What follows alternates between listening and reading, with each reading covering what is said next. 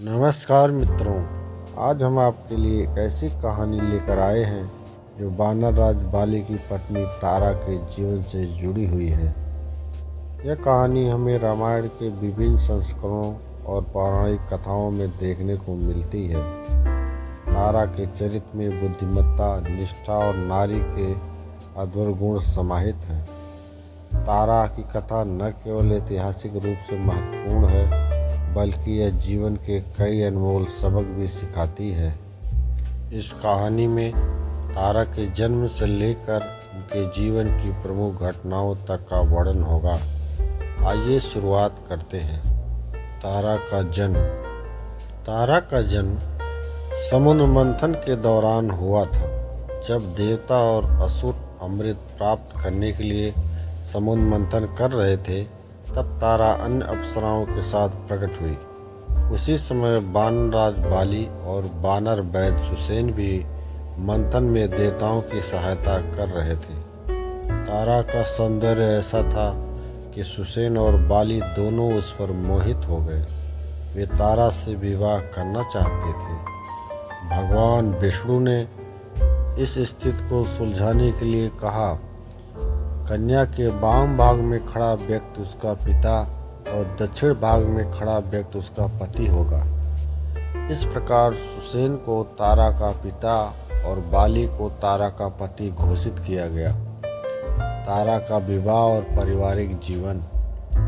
तारा का विवाह वानर राज बाली से हुआ। वे अंगद की माता बनी।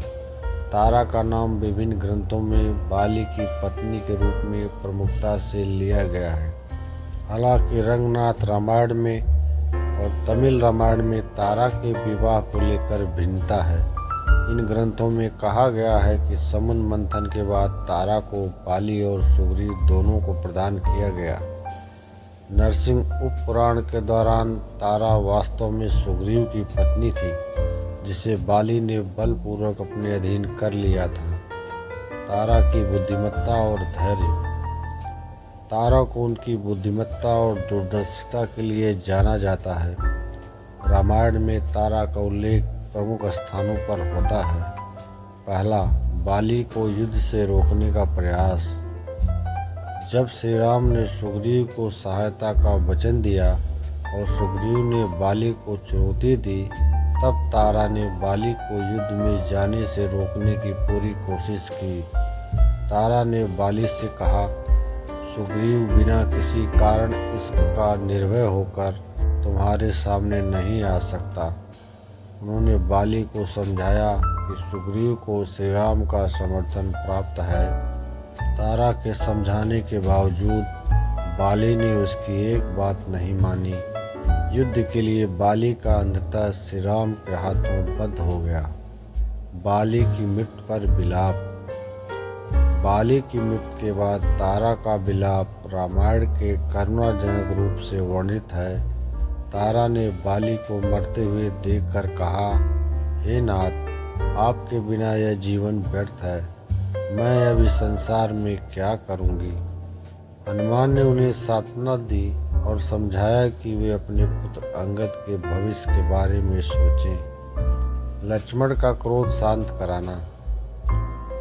जब सुग्रीव ने राज्याभिषेक के बाद श्री राम को दिया हुआ वचन भुला दिया, तब लक्ष्मण किष्किंधा पहुँचे।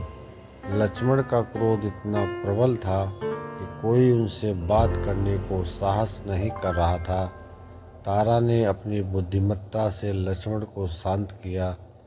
उन्होंने कहा, हे सौमित्र, सुग्रीव इतने समय तक राज्य और पत्नी को खोने के कारण विचलित थे।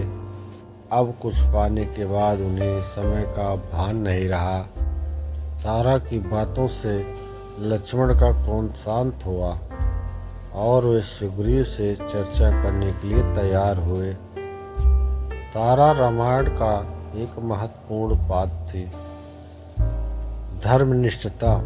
बाली की मृत्यु के बाद तारा ने अपने धर्म और मर्यादा का पालन किया। तारा ने अपने पुत्र अंगद को राजनीतिक और नैतिक शिक्षा दी। उन्होंने राज्य में शांति बनाए रखने के लिए सुग्रीव से विवाह किया ताकि सामंजस्य बना रहे। उन्होंने कठिन परिस्थितियों में धैर्य और साहस का परिचय दिया। तारा और पंच कन्याएं। तारा को पंच कन्याओं में स्थान दिया गया है। पंच कन्याएं हैं अहिल्या, द्रौपदी, कुंती, तारा और मंदोदरी।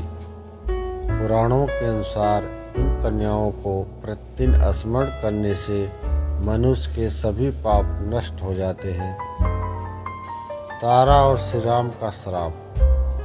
कुछ ग्रंथों में यह कहा गया है कि तारा ने बाली की मृत्यु के बाद श्री राम को श्राप दिया, जिस प्रकार मैं अपने पति के वियोग में तड़प रही हूँ, उसी प्रकार तुम भी अपनी पत्नी के वियोग में तड़पोगे।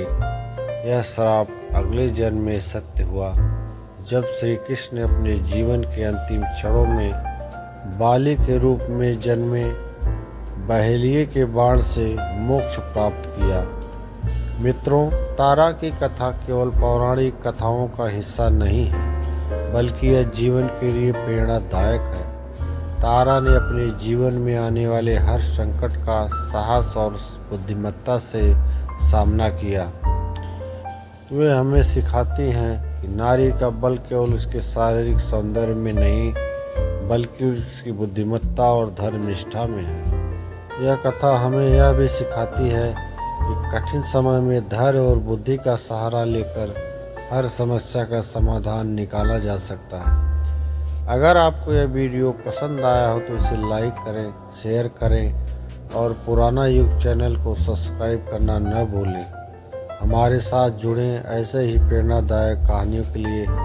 धन्यवाद।